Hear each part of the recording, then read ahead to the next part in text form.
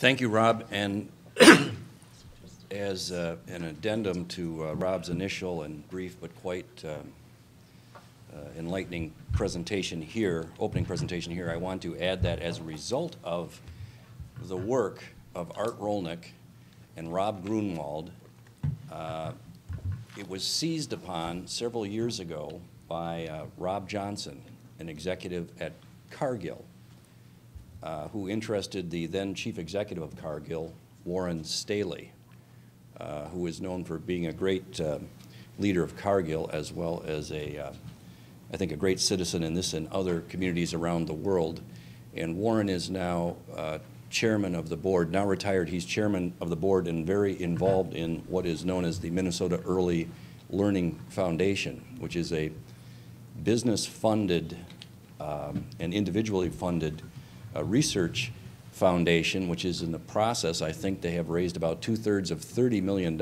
In fact, they turned down $1 million from the state of Minnesota a few years ago because the requirement was going to be need to add some legislators and others, and they wanted to keep the focus on, and they've launched pilot programs in Frogtown, Frogtown and North End in St. Paul. Also the whole city of St. Paul, part of Minneapolis, northern part of Minneapolis, Wayzata, and Blue Earth Nicollet counties. And the idea is to find out what works best in terms of getting the most at-risk families, parents and kids, into preschool learning programs so that we can move from having 50% of 5-year-olds ready for kindergarten to, I think the goal is 80%. And I think they're on schedule to present their findings to the governor and the state legislature in 2011, 2012. And they're already hitting, is it 400 kids?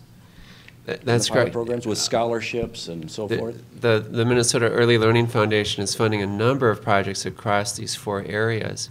But the scholarship pilot that's unique to Frogtown and North End in St. Paul is reaching about 400 kids for this year. And then over the next couple years is looking at reaching between 400 and 600 more. So occasionally, thanks Rob, occasionally as a business columnist, I'm asked when I write about these types of subjects, why are you so liberal? And I say, liberal?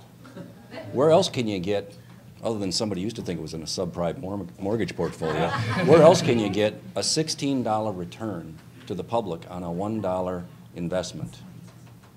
It sure beats $60,000 or $70,000 a year for a jail cell.